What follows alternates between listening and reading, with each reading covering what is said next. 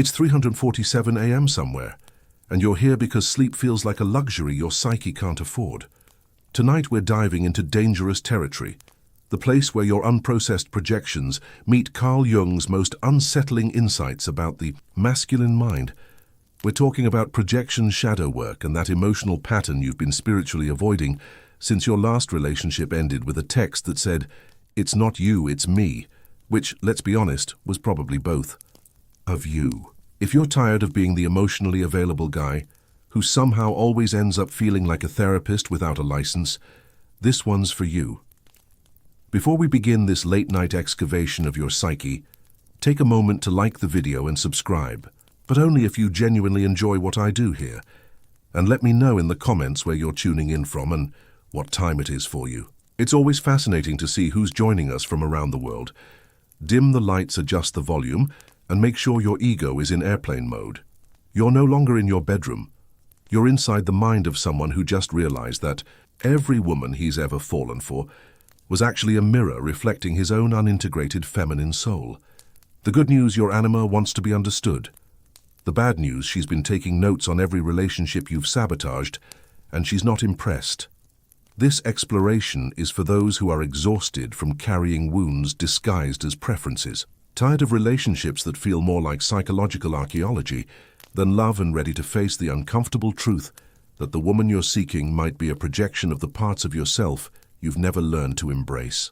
As Carl Jung once wrote, everything that irritates us about others can lead us to an understanding of ourselves. Tonight, we're going to discover why the women who trigger you the most are often the ones pointing toward your deepest healing, and why your anima, your inner feminine, has been trying to get your attention through every failed connection, every impossible crush, and every relationship that felt like trying to solve a puzzle with half the pieces missing. There's a particular kind of heartbreak that only happens to men who mistake their anima for a dating profile. You know the feeling, that magnetic pull toward a woman who seems to embody everything missing from your life, who appears to carry the exact energy you've been craving, who feels less like a person and more like a solution to a problem you didn't know you had. Jung called this the anima, the unconscious feminine aspect of the male psyche. But here's what most men don't realize when you fall in love at first sight. You're not falling in love with her. You're falling in love with your own projected completeness reflected back through the mirror of another person's existence. The woman becomes a vessel for your unlived life, a repository for all the qualities you've denied or underdeveloped in yourself. She's not a human being with her own struggles, fears, and morning breath.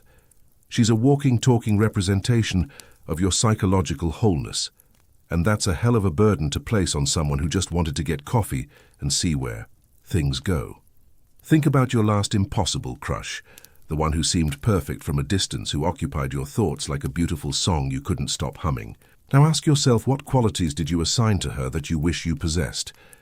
Was she confident while you felt insecure, creative while you felt stuck, emotionally free while you felt constrained, spiritually evolved while you felt lost? The invisible muse is exactly that. Invisible. She's not real. She's a composite of your desires, fears, and unmet needs, projected onto a real person who has the misfortune of triggering your anima complex. The more perfect she seems, the less human she becomes. The more you idealize her, the further you drift from actual intimacy. This is why so many men report feeling most attracted to women who remain slightly out of reach. The ones who respond to every third text, who seem interested but not invested, who maintain an aura of mystery that allows the projection to flourish unchallenged. The moment she becomes fully available, fully human, fully real, the spell breaks. The anima retreats, and what remains is the uncomfortable reality that you are in love with a reflection, not a person. The cruel irony is that this pattern keeps you from ever truly knowing women as they are. You're too busy relating to them as they represent. You're having a relationship with your own psychology using another human being as a medium. It's like trying to get to know someone by staring at their shadow on the wall. You might learn something about the light source, but you'll never understand the person. Jung understood that the anima serves a purpose. She's supposed to guide you toward psychological integration, toward embracing the qualities she represents within yourself. But most men get stuck in the projection phase endlessly seeking external completion instead of internal development. They become anima addicts, always chasing the next high of idealized attraction, never staying present long enough to do the deeper work of becoming whole. The woman you think you want doesn't exist, but the qualities you're seeking in her, those exist within you, waiting to be developed, integrated, and expressed. The invisible muse is invisible precisely because you haven't learned to see her, not out there but in here, as part of your own complete nature. There's a particular kind of emotional paralysis that affects men who never psychologically separated from the maternal archetype. These aren't necessarily men with overbearing mothers. Sometimes they're men whose mothers were absent, neglectful or emotionally unavailable, leaving behind a wound that seeks healing through every subsequent relationship with a woman. The suffocating mother archetype operates in the shadows of the masculine psyche, creating patterns that feel like love, but function like energetic castration. It's the voice that whispers you're not capable of making good decisions, that you need someone to take care of you, that your natural instincts are dangerous or wrong. It's the part of you that seeks a mother figure in every romantic partner, while simultaneously resenting her for treating you like a child. Jung wrote extensively about how unresolved maternal complexes create what he called puer aeternus, the eternal boy who never fully individuates into mature masculinity. This isn't about chronological age, it's about psychological development. A 40-year-old man can be as psychologically dependent as a teenager if he's never learned to mother himself. The pattern manifests in countless ways, seeking women who will manage your emotional life while resenting them for their controlling nature.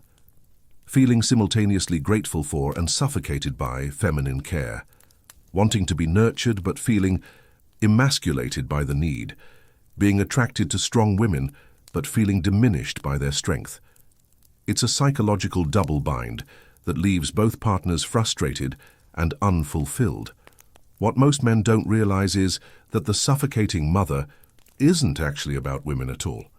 She's about your relationship with your own inner nurturing capacity. When you can't mother yourself, can't provide emotional comfort, stability, and guidance from within, you unconsciously seek these qualities from others.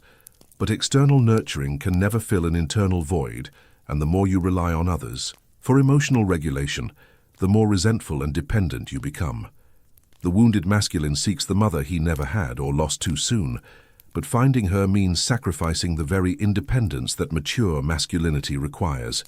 It's like trying to return to the womb while maintaining adult agency, psychologically impossible and emotionally devastating.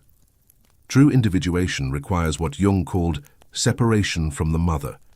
Not the personal mother, but the archetypal mother who represents unconscious dependence, emotional fusion, and the safety of never having to fully face the responsibilities of adulthood.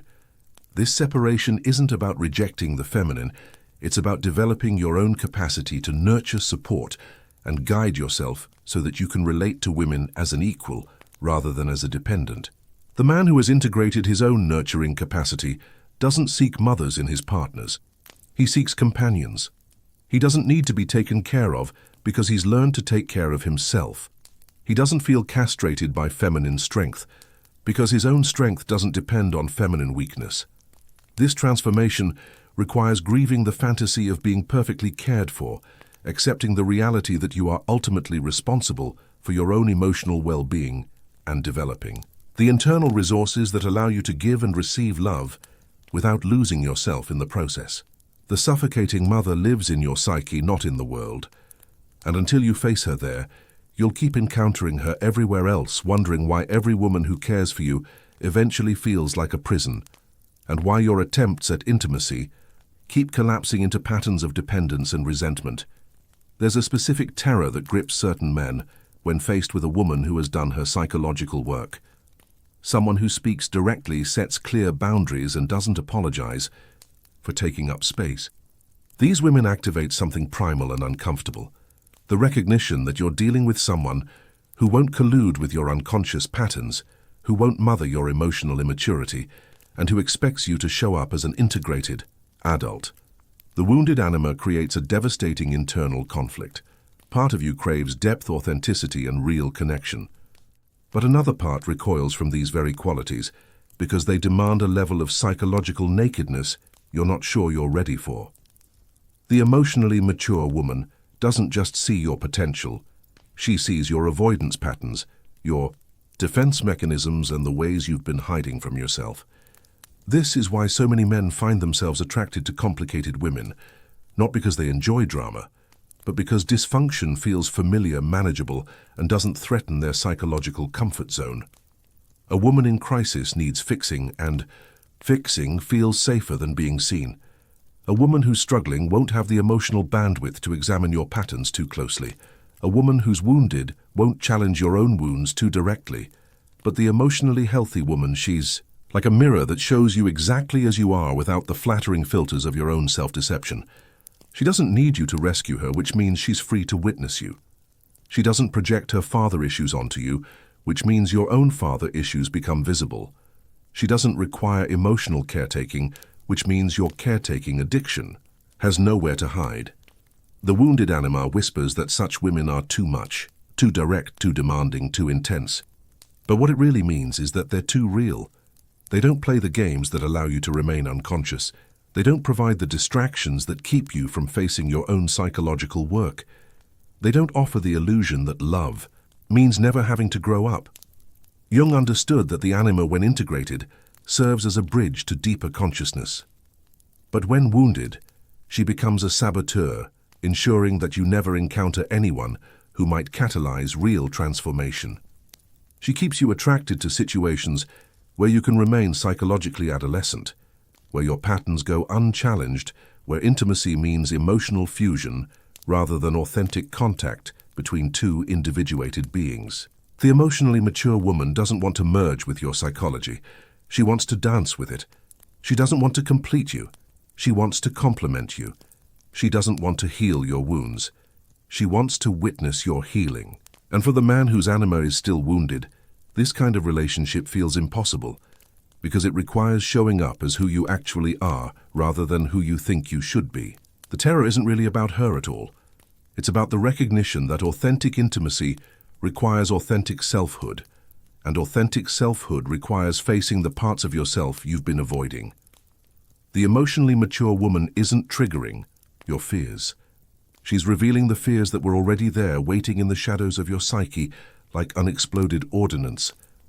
Until you heal the wounded anima, until you develop your own capacity for emotional depth, psychological honesty, and authentic self-expression, you'll keep finding reasons why the women who could actually love you are somehow wrong for you. You'll keep gravitating towards situations that confirm your unconscious belief that real intimacy is impossible, rather than facing the truth that it's simply demanding. There's a particular kind of spiritual bypassing that happens when men project their unlived spiritual authority onto women seeking salvation through the feminine, while avoiding the difficult work of their own inner development. It's the man who calls women goddesses, but treats them like vending machines for enlightenment. It's the seeker who worships the divine feminine while remaining unconscious of his own divine masculine. It's the spiritual narcissist who uses reverence as a form of subtle control. Jung warned against what he called participation mystique, the psychological fusion that prevents individuation. In the spiritual realm, this manifests as men who seek their awakening through women rather than within themselves. They're attracted to healers, teachers, and high-vibe women, not for who these women are, but for what they represent: access to the spiritual authority the man has never claimed for himself. This pattern is particularly insidious because it masquerades as spiritual devotion while functioning as psychological avoidance. The man positions himself as humble seeker while unconsciously expecting the woman to carry his spiritual development. He elevates her to divine status while maintaining his own position as devoted student, a dynamic that prevents real intimacy and keeps both parties locked in archetypal roles rather than human relationship. The woman becomes his priest, his guru, his connection to the sacred. But this reverence comes with invisible strings attached. She must remain pure, wise, and spiritually available. She must embody his projection of enlightenment while never revealing her own human struggles, doubts, or shadows. The moment she becomes fully human, tired, cranky, or confused, the projection collapses, and with it, his spiritual container. What he doesn't realize is that true spiritual authority must be claimed from within. No external source can provide the deep knowing, inner guidance, and authentic power that come from direct relationship with the sacred. Seeking these qualities through another person is like trying to breathe through someone else's lungs. It might work temporarily, but it will never sustain you. The narcissistic reversal happens when the man's spiritual seeking becomes about being seen as spiritual rather than actually developing spiritually. He's more invested in the identity of being a conscious man than in the reality of becoming one. He uses spiritual language to avoid psychological work, feminine worship, to avoid masculine development and devotion to the goddess, to avoid embodying the god. This creates a devastating dynamic for the women involved. They find themselves on pedestals they never asked for, carrying spiritual projections that have nothing to do with their actual experience and being loved for archetypal qualities rather than human ones. The man thinks he's honoring the feminine, but he's actually colonizing it, making it serve his psychological needs rather than encountering it on its own terms. True spiritual development requires what the mystics called direct experience, unmediated contact with the sacred that doesn't depend on external validation or guidance. It requires developing your own capacity for prayer, meditation, contemplation, and inner listening. It requires facing your own darkness rather than seeking light through others. It requires claiming your own spiritual authority rather than borrowing it from those you deem more evolved. The man who has done this work doesn't seek goddesses. He encounters the divine feminine as it actually is in all its complexity, humanity, and mystery. He doesn't need women to be spiritually pure because his relationship with the sacred doesn't depend on their purity. He doesn't worship women because he's learned to commune with the source they represent rather than mistaking the representation for the source itself. There's a profound difference between relating to women as human beings and using them as symbols for your own psychological completion. The man who turns women into symbols of purity, wildness, wisdom, or healing creates what Jung called a false transcendence, a spiritual bypass that prevents actual growth while maintaining the illusion of depth. This symbolic relationship with the feminine creates a vibrational distortion that blocks authentic manifestation. When you're relating to a woman as a symbol of what you want to become, rather than as a person who exists independently of your needs, you're not actually connecting with her energy. You're connecting with your own projection. And projections, no matter how beautiful, carry the vibrational signature of separation, not union. The woman a symbol operates in your psyche like a spiritual fetish. She represents qualities you believe you lack: creativity, intuition, emotional, freedom, spiritual depth. But instead of developing these qualities within yourself, you seek access to them through her. You fall in love with her art because you've never claimed your own creativity. You're mesmerized by her emotional expressiveness because you've suppressed your own feelings. You worship her spiritual practice because you've avoided your own inner work. This creates what energy workers call vampiric attachment. You're unconsciously feeding off her embodied qualities rather than cultivating them yourself. From her perspective, it feels like being loved for what you represent rather than who you are. From your perspective, it feels like connection, but it's actually a sophisticated form of avoidance. The vibrational error occurs because symbols are static while human beings are dynamic. When you relate to someone as a symbol, you need them to remain fixed in order to maintain the projection. But real people change, grow, doubt, struggle, and evolve. The moment she deviates from your symbolic expectations, shows anger when you need her to be serene, expresses confusion when you need her to be wise, the entire edifice collapses. Authentic manifestation requires what quantum physicists call coherent vibration, alignment between your conscious desires and your unconscious patterns. But when you're seeking external completion through symbolic relationships, you're vibrating from a place of lack, not wholeness. You're broadcasting the signal, I need you to be what I'm not, rather than I am complete, and choosing to share that completeness. The woman who serves as your symbol can feel this energetic demand, even if you never voice it explicitly. She senses that your attraction to her comes with conditions that your love depends on her maintaining certain qualities, that your interest will wane if she reveals too much humanity. This creates pressure that eventually pushes her away, confirming your unconscious belief that real intimacy is impossible. The shift from symbolic to authentic relationship requires recognizing that the qualities you're seeking in her already exist within you in potential form. Her creativity can inspire you to claim your own rather than trying to possess hers. Her emotional freedom can remind you to feel your own feelings rather than living vicariously through hers. Her spiritual depth can encourage your own practice rather than substituting for it. When you stop using women as symbols and start relating to them as mirrors, reflections that show you what's possible within yourself, the entire dynamic shifts. You're no longer seeking completion through them, but celebrating the completion you've found within yourself. You're not trying to capture their essence, but allowing their essence to activate your own. This is what creates true vibrational alignment. The recognition that the divine feminine you're seeking isn't out there waiting to be found, but in here waiting to be integrated. The woman who triggers your deepest longing is simply reflecting back the parts of your own soul that are ready to be reclaimed.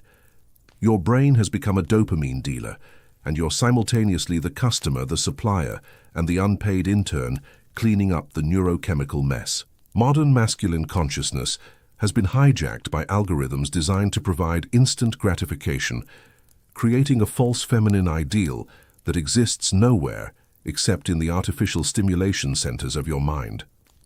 The dopamine pathway that once evolved to motivate survival behaviors, hunting, gathering, mate selection, has been co-opted by technology that provides endless novelty without any of the accompanying growth challenge or fulfillment. Your nervous system can't distinguish between the excitement of conquest and the excitement of swiping, between the satisfaction of earning someone's attention and the simulation of attention provided by digital interfaces. This creates what neuroscientists call reward prediction error. Your brain becomes calibrated to expect immediate gratification, constant novelty, and zero resistance.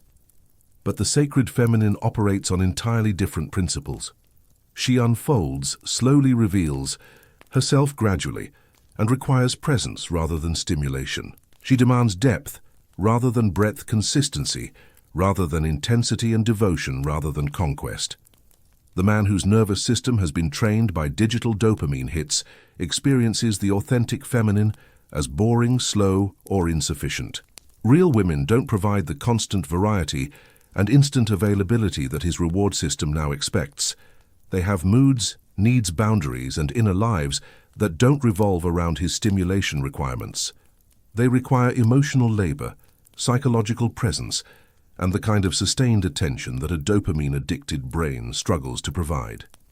Jung understood that the anima serves as a bridge between consciousness and the unconscious, but she can only function when consciousness is stable enough to receive her subtler communications. The overstimulated masculine mind is like a radio tuned to high-frequency static. It can't detect the deeper signals that the feminine transmits through silent subtlety and the spaces between words. This neurochemical hijacking creates a cruel irony. The more you stimulate yourself with artificial feminine imagery, the less capable you become of recognizing the real thing.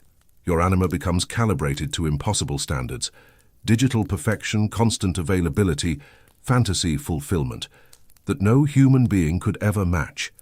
You end up sexually overstimulated, but emotionally undernourished, constantly aroused, but never truly satisfied.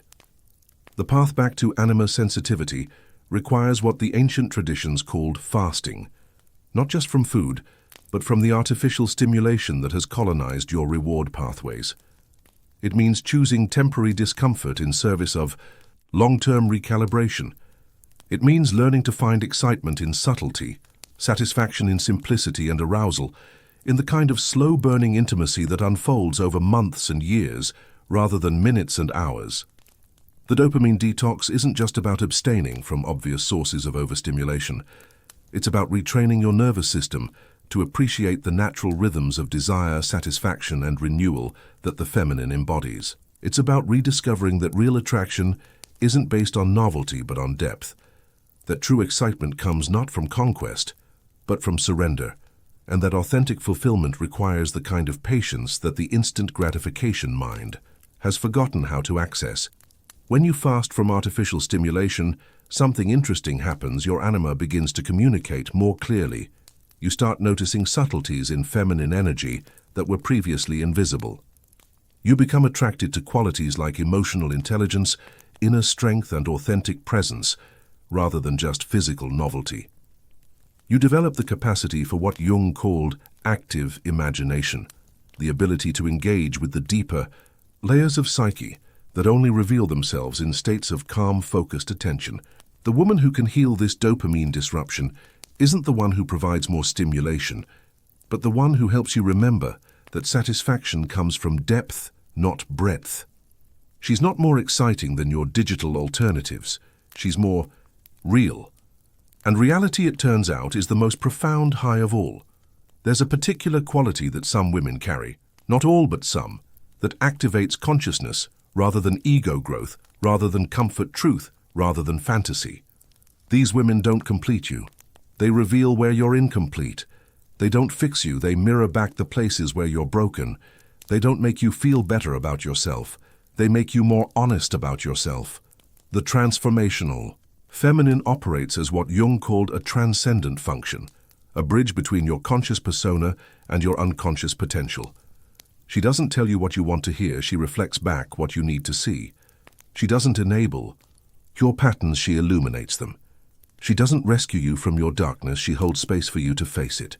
This is radically different from the feminine that soothes, nurtures, or validates. The healing feminine isn't necessarily gentle. Sometimes she's fierce, direct, and uncomfortably honest. She's not trying to make you feel good, she's trying to help you become real. She doesn't love you despite your shadows, she loves you enough to help you integrate them. The man who encounters truly transformational feminine energy often experiences it as disturbing rather than comforting. She sees through his carefully constructed personas, his spiritual bypassing, his unconscious manipulations. She doesn't buy into his stories about why he can't change, why he's stuck, or why his patterns are justified. She holds up a mirror that reflects not who he pretends to be, but who he actually is, and who he's capable of becoming. This kind of woman often gets labeled as too intense, too demanding, or too much. But what she really is too real. She doesn't allow the kind of unconscious collusion that enables stagnation. She doesn't provide the kind of comfort that prevents growth. She doesn't offer the kind of love that lets you remain exactly as you are. The transformational feminine asks uncomfortable questions. Why do you keep choosing the same patterns? What are you avoiding by staying busy? How does it serve you to remain wounded? What would change if you stopped being the victim of your own story? These aren't attacks. They're invitations to deeper self-awareness. Jung wrote that the anima, when functioning healthily, serves as a guide to the unconscious. The transformational woman embodies this function in relationship. She doesn't just reflect your anima projections back to you, she helps you reclaim the anima energy for yourself. She doesn't want to be your priestess, she wants to help you develop your own spiritual authority. She doesn't want to heal you, she wants to witness your self-healing. The difference between transformational and transactional feminine energy is this: transactional energy gives you what you want in exchange for what she needs. Transformational energy gives you what you need, whether you want it or not, simply because it serves your highest development. It's the difference between a service provider and a spiritual catalyst. Recognizing transformational feminine energy requires developing what mystics call discrimination, the ability to distinguish between what feels good and what serves growth, between what comforts the ego and what serves the soul. The transformational woman might not always feel easy to be with, but she always feels enlivening. She might not always say what you want to hear, but she always speaks to who you're becoming rather than who you've been. The man who can receive this kind of feminine energy without trying to control, fix, or escape it is ready for the kind of relationship that Jung called individuation à deux, mutual transformation through intimate contact. He's prepared for love that serves evolution rather than comfort, growth rather than safety. truth rather than the beautiful lies that keep us small. Every woman you've ever been disturbed by is holding up a mirror to something you've refused to acknowledge within yourself. The things that irritate you most about feminine energy, her emotionality, her irrationality, her need for security, her desire for connection, are reflections of the parts of your own psyche you've disowned, denied or suppressed. Jung called this phenomenon projection, but it's more accurate to think of it as energetic displacement. The qualities you've banished from your conscious identity don't disappear. They get assigned to others, particularly to those who trigger your unconscious discomfort. The woman becomes a repository for everything you can't allow yourself to be. If her emotions feel overwhelming, it's because you've never learned to feel your own feelings without being consumed by them. If her need for security feels clingy, it's because you've never acknowledged your own terror of abandonment. If her desire for commitment feels suffocating, it's because you've never examined your own fear of being truly known. If her intuitive knowing feels irrational, it's because you've never trusted your own inner guidance. The feminine reflects back the emotional landscape you've been avoiding. She feels what you won't feel, says what you won't say, and needs what you won't admit you need.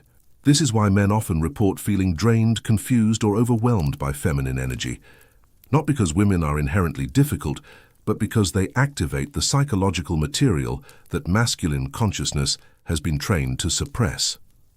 The cruel irony is that the qualities you resist in women are often the same qualities that could heal your deepest wounds if you learned to embody them yourself. Her emotional fluidity could teach you to navigate your own feelings with skill, rather than avoidance. Her need for connection could show you how to create intimacy without losing autonomy. Her intuitive wisdom could help you access forms of knowing that pure rationality can't provide. But instead of learning from the mirror, most men try to break it. They criticize feminine emotionality instead of developing emotional intelligence. They judge feminine sensitivity instead of cultivating their own capacity for subtle perception. They resist feminine needs instead of examining their own unmet longings. This creates what psychologists call complementary rigidity. You become increasingly rigid in the opposite direction of whatever threatens your identity. If she's too emotional, you become hyper-rational. If she's too needy, you become fiercely independent. If she's too intuitive, you become aggressively logical. But this rigidity doesn't create strength, it creates fragmentation. The path to wholeness requires what Jung called active imagination, consciously dialoguing with the rejected aspects of yourself that women keep triggering. Instead of judging her tears, you might ask, what in me needs to grieve? Instead of resisting her need for reassurance, you might wonder, where do I need more security? Instead of dismissing her intuitive concerns, you might explore, what is my inner knowing trying to tell me? The woman who disturbs you most is often the one pointing toward your greatest growth. She's not causing your discomfort. She's revealing the discomfort that was already there waiting in the shadows of your psyche, like a letter you never opened. The question isn't how to get her to stop triggering you, but how to reclaim the parts of yourself that her presence activates. When you stop seeing women as problems to be solved and start experiencing them as mirrors to be explored, relationship becomes a path of individuation rather than just a source of comfort or conflict.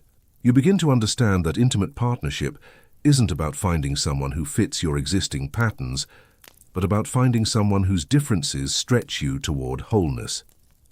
Your romantic history is a perfect map of your unconscious, patterns written in the language of attraction, repetition, and resistance.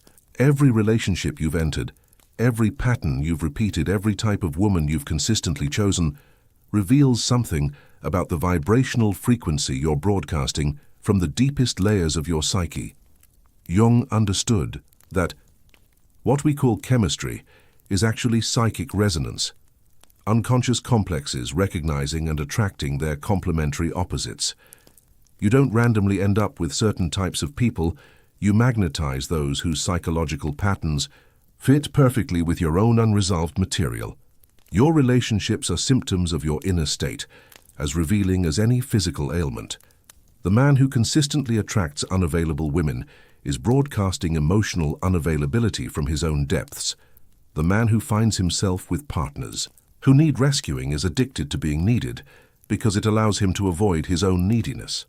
The man who repeatedly encounters crazy women is projecting his own disowned irrationality onto others while maintaining the illusion of his own stability. This isn't victim blaming. It's recognition of how the unconscious operates. You're not consciously choosing these patterns, but you're unconsciously creating the energetic conditions that make them inevitable. Your unresolved traumas unintegrated. Shadows and unacknowledged needs create what energy healers call vibrational templates, unconscious blueprints that determine what kind of relational experiences you magnetize. The cruel paradox is that your mind wants one thing while your energy broadcasts another. Consciously, you want a healthy, stable, emotionally available partner. Unconsciously, you might be vibrating fear of intimacy, terror of abandonment or addiction to drama. And the unconscious signal is always stronger than the conscious desire. This is why positive thinking and visualization often fail to create lasting relationship change. You can affirm your desire for love all you want, but if your nervous system is coded for abandonment conflict or emotional fusion, that's what you'll continue to manifest. The vibration trumps the intention every time. Relationship patterns persist because they serve psychological functions that haven't been resolved. The man who attracts controlling women might unconsciously crave the structure he never received as a child, even though it suffocates his adult autonomy. The man who finds partners who eventually leave might be replaying abandonment traumas unconsciously, choosing people who will confirm his deepest fears about love. Breaking these patterns requires what Jung called making the unconscious conscious, developing awareness of the hidden psychological dynamics that drive your relational choices. This means examining not just who you're attracted to, but why. What unmet needs are they representing? What unresolved wounds are they activating? What parts of yourself are you hoping they'll heal, complete, or fix? The most revealing question you can ask about your relationship history is, what would I have to face about myself if I stopped blaming my partners for how these relationships ended? This isn't about taking responsibility for others' behavior, but about recognizing your own contribution to the patterns that keep repeating. True relationship transformation begins when you realize that you can't change your attractions by changing your dating strategy. You have to change your vibrational frequency by healing the unconscious material that creates your attractions in the first place.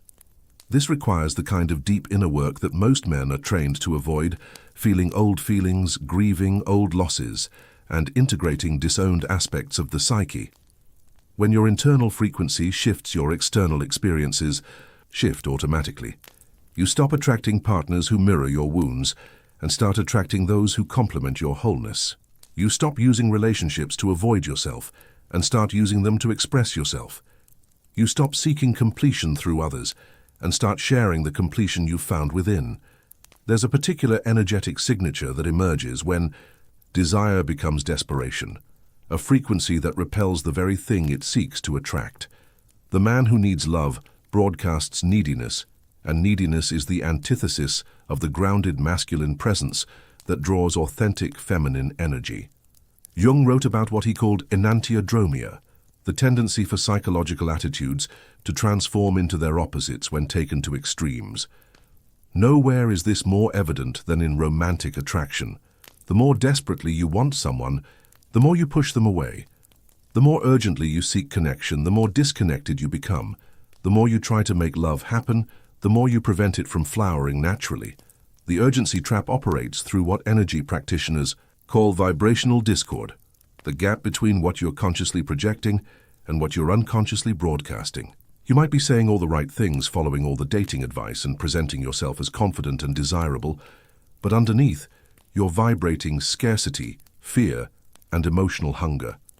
Women, particularly those who are emotionally sensitive, can feel this desperation beneath your surface presentation. It doesn't matter how smooth your approach or how perfect your profile. The underlying energy of need creates an energetic pressure that triggers their nervous systems to retreat rather than approach. The feminine psyche is exquisitely attuned to authentic versus performed confidence, and desperation always reveals itself through micro-expressions, energy, and the subtle ways you respond to acceptance or rejection. The cruel irony is that the urgency to find love comes from the very emotional wounds that make love difficult to sustain once found. You're seeking external validation for internal worth, trying to fill psychological voids through relational acquisition, attempting to heal abandonment wounds by ensuring you'll never be abandoned again. But love obtained through desperation is built on a foundation of fear, not attraction. Desperation creates what psychologists call approach anxiety. Not just the fear of approaching women, but the deeper anxiety that comes from needing specific outcomes from human interactions. When you need her to like, you respond to you, choose you, or validate you. You're no longer relating to her as a person, but as a potential solution to your internal problems. This transforms every interaction into a covert transaction rather than an authentic exchange. The desperate man becomes a psychological contortionist, constantly adjusting his personality, opinions, and behavior based on what he thinks will generate the desired response. He loses touch with his authentic preferences because his entire focus is on being preferable. He abandons his natural rhythms because he's trying to match hers. He suppresses his genuine reactions because he's afraid they might be wrong. This creates what Jung called persona inflation, an overdevelopment of the social mask at the expense of the authentic self.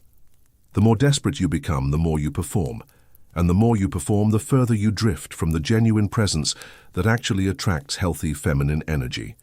You become like an actor who's forgotten he's in a play, completely identified with a role that was never really him. True magnetic presence emerges from what the ancient traditions called non-attachment, not the absence of desire, but desire without neediness, preference without desperation, openness without agenda. It's the energy of someone who knows he'll be fine regardless of outcome, who appreciates connection without requiring it, who can offer love without demanding it in return. This shift from desperate to magnetic requires developing what spiritual teachers call internal completion, the recognition that you are already whole regardless of your relationship status. It means learning to provide for yourself the emotional nourishment you've been seeking from others. It means cultivating such a rich inner life that external validation becomes a pleasant bonus rather than a psychological necessity. The man who has done this internal work approaches dating from curiosity rather than hunger. He's interested in discovering who you are rather than convincing you of who he is. He's present to the interaction itself rather than fixated on where it might lead. He can handle rejection with grace because his self-worth isn't contingent on acceptance. This energy is profoundly attractive because it's rare. Most people are walking around with some degree of emotional neediness, constantly seeking external sources of validation, completion, or healing. The person who has found these things within himself stands out like a calm center in a world of anxious striving. The sacred timing of the feminine soul. The feminine operates on rhythms that industrial masculine consciousness has forgotten how to recognize. Cycles of expansion and contraction, revelation and concealment, availability and withdrawal, that mirror the deeper patterns of nature itself. The man who tries to force feminine timing finds himself constantly frustrated, always pushing against invisible resistance, wondering why his efforts to create intimacy seem to push it further away. Jung understood that the anima, like the unconscious, itself reveals her secrets gradually in layers according to internal laws that can't be rushed or controlled. The authentic feminine doesn't unfold according to masculine timelines or logical progressions. She opens when she feels safe, reveals when she feels seen, and connects when the conditions are right. Conditions that have more to do with presence and patience than strategy and effort. This creates a profound challenge for masculine consciousness, which is trained to achieve goals through directed action, linear progression, and strategic thinking. The feminine doesn't respond to these approaches because she operates from what mystics call kairos, sacred time, the eternal present where depth becomes possible, rather than chronos, the mechanical time of schedules, deadlines, and outcomes. When you try to rush feminine opening, whether in conversation, physical intimacy, or emotional connection, you're essentially asking her to abandon her natural rhythms to accommodate your urgency. This feels like violence to the feminine psyche, even when it's unconscious and well-intentioned. It's like trying to force a flower to bloom by pulling apart its petals. You might get what looks like openness, but you've destroyed the very thing you were trying to access. The sacred timing of the feminine includes natural periods of withdrawal that masculine consciousness often interprets as rejection, loss of interest, or problems to be solved. But these cycles of retreat are essential to feminine nature, times when she processes, integrates, and renews herself in the privacy of her own depths. Trying to follow her into these spaces, demanding explanations for her withdrawal, or taking her need for space, personally violates the very sanctuary that allows her to return renewed.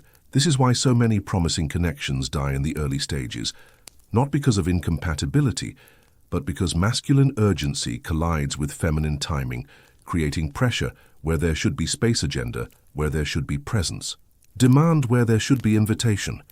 The man becomes frustrated with her mixed signals without recognizing that what he's interpreting as confusion is actually the natural ebb and flow of feminine energy.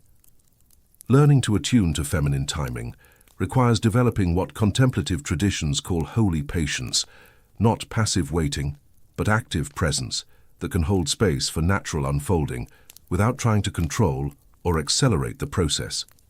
It means learning to read energy rather than just words, to sense emotional weather, rather than just surface communication, to respect rhythms that don't make logical sense. The man who has developed this attunement becomes like a master gardener. He knows when to water and when to let the soil rest, when to prune, and when to let growth happen naturally, when to provide support, and when to step back and let the plant find its own way toward the light. This kind of presence is deeply attractive to authentic feminine energy because it offers safety without control, attention, without intrusion, care, without agenda. When you stop trying to make things happen and start allowing them to unfold, when you replace strategic thinking with intuitive sensing, when you trade masculine timelines for feminine rhythms, something magical occurs. The very connection you were trying to force begins to emerge naturally, organically, in its own perfect timing. The absence of presence. Why women disconnect without warning. There's a particular kind of disappearance that women perform, not physical absence, but energetic withdrawal, that leaves men confused, hurt, and searching for explanations that never quite make sense. She's still there, still responding to texts, still showing up for dates, but something essential has shifted. The light behind her eyes has dimmed, the spark that once animated her interactions has faded, and what remains feels hollow, automatic, going through the motions. What most men don't realize is that this withdrawal rarely has anything to do with what they've done, and everything to do with what they've stopped being. It's not about their actions, but their presence, or more accurately, their absence of presence. Women are exquisitely sensitive to energetic authenticity, and when a man checks out of himself even while maintaining all the external behaviors of relationship, she feels it immediately. The absence of presence can happen in countless ways: when you're physically there, but mentally reviewing your day; when you're listening to her words, but not feeling her emotional undertones; when you're performing the role of interested partner, while your attention is fragmented across a dozen other concerns. It's the difference between being with someone and simply being in the same space as them. Jung wrote about what he called psychological participation, the capacity to be fully present to another person's inner experience. This requires more than just paying attention. It requires what mystics call presencing, bringing your entire being into focused contact with the current moment. Most men have never learned this skill because masculine consciousness is trained for task focus rather than relational attunement. The modern masculine mind operates like a computer with too many applications running simultaneously. Work stress, financial concerns, social media notifications, future planning, past regrets, all competing for bandwidth that should be available for intimate connection. Even when you think you're being present, there's often a background hum of distraction that women can sense like electromagnetic interference. This energetic absence creates what women describe as feeling alone while together, more isolated than if they were actually by themselves, because at least solitude doesn't carry the promise of connection that remains unfulfilled. It's the psychological equivalent of being hungry while sitting in front of a beautifully prepared meal that has no nutritional value. The disconnection happens gradually, almost imperceptibly. She starts feeling like she's talking to a pleasant stranger rather than someone who knows her. Her stories land in empty space rather than being received and reflected back. Her emotional needs meet polite acknowledgement rather than empathetic resonance. Slowly, she begins to withdraw the deeper parts of herself, saving her authentic emotional expression for spaces where it will be truly met. What makes this particularly painful for men is that the withdrawal often happens without warning or explanation. One day she seems fine, engaged, connected, and the next day there's a distance that no amount of effort can bridge. But the truth is she's been sending signals for weeks or months, subtle changes in tone, gradual reduction in emotional sharing, increasing preference for surface-level interaction that went unnoticed because they required a level of attentional sophistication that distracted consciousness can't provide.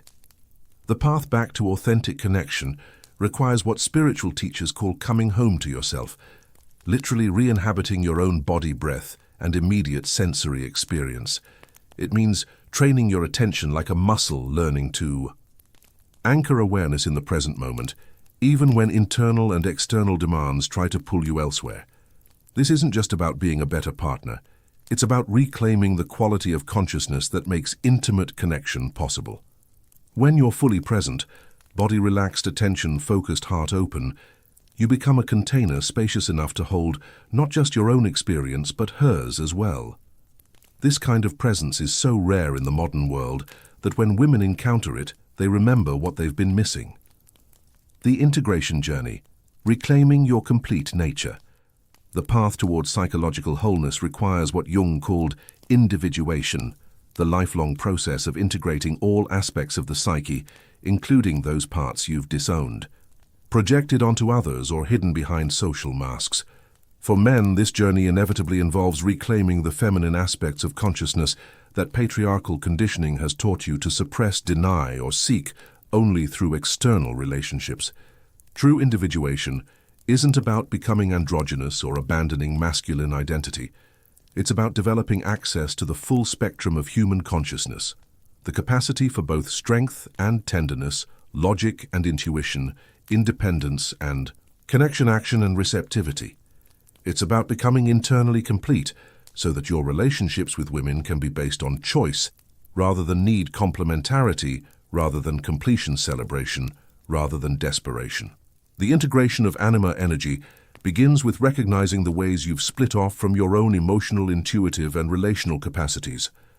Most men have been trained to outsource these functions to women, to rely on female partners for emotional processing, intuitive guidance, and relational maintenance. This creates what psychologists call functional dependency. You can manage the practical aspects of life, but struggle with the emotional and interpersonal dimensions. Reclaiming your anima means developing your own capacity for emotional intelligence, learning to feel your feelings without being overwhelmed by them, to sense subtle energies, without losing your grounding, to nurture and be nurtured, without losing your autonomy. It means becoming internally resourced in ways that allow you to give and receive love from overflow rather than scarcity. This process often begins with what feels like loss, the recognition that the women you've been attracted to were carrying aspects of yourself that you'd never learned to embody. The creative muse who inspired you was reflecting your own undeveloped creativity. The emotionally expressive woman who fascinated you was mirroring your own suppressed feelings. The spiritually evolved woman you worshipped was showing you your own unacknowledged connection to the sacred. The grief of this recognition is profound because it means accepting responsibility for your own development rather than seeking it through others. It means giving up the fantasy that someone else can complete you and embracing the reality that wholeness is an inside job. It means learning to provide for yourself the very qualities you've been seeking in relationships. As you reclaim these projected aspects, something beautiful happens. Your relationships with women shift from need-based to appreciation-based. You stop seeking mothers, muses, and priestesses and start encountering human beings in all their complexity. You're no longer attracted to women for what they can give you, but for who they are. You're no longer threatened by their independence, because your own completeness isn't contingent on their dependence. This creates what Jung called conscious relationship, partnership between two individuated beings who choose to share their completeness rather than seeking completion through each other. These relationships are characterized by mutual respect rather than projection, authentic appreciation rather than idealization, healthy autonomy rather than codependent fusion. The fully individuated man doesn't need women to make him feel whole, but his wholeness includes a natural appreciation for feminine energy in all its forms. He's not threatened by strong women because his strength isn't dependent on feminine weakness. He's not confused by emotional women because he's developed his own emotional literacy. He's not overwhelmed by intuitive women because he's learned to trust his own inner knowing. This integration is never complete. Individuation is a lifelong journey, not a destination. But each step toward wholeness creates more space for authentic intimacy, genuine appreciation, and the kind of love that serves both personal growth and mutual fulfillment. It's the difference between using relationships to avoid yourself and using them to express the fullness of who you're becoming. The woman who encounters a man on this integration journey recognizes something rare, someone who doesn't need her to complete him, but chooses her to complement him, someone who isn't seeking salvation through her, but offering collaboration in their mutual evolution, someone who has learned to love from wholeness rather than woundedness.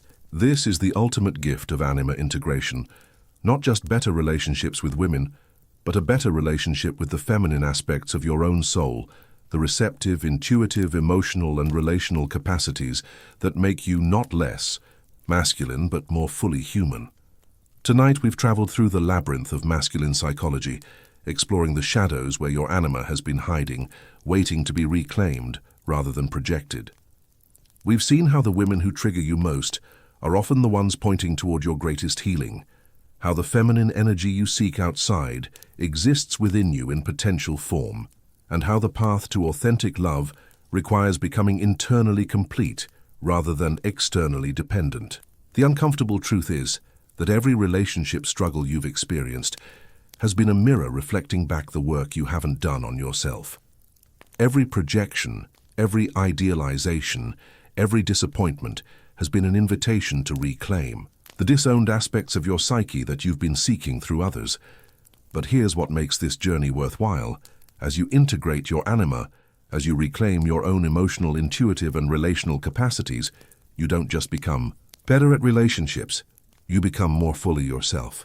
You discover that the feminine energy you've been chasing was never really separate from you at all, but an essential aspect of your own complete nature that patriarchal conditioning taught you to deny.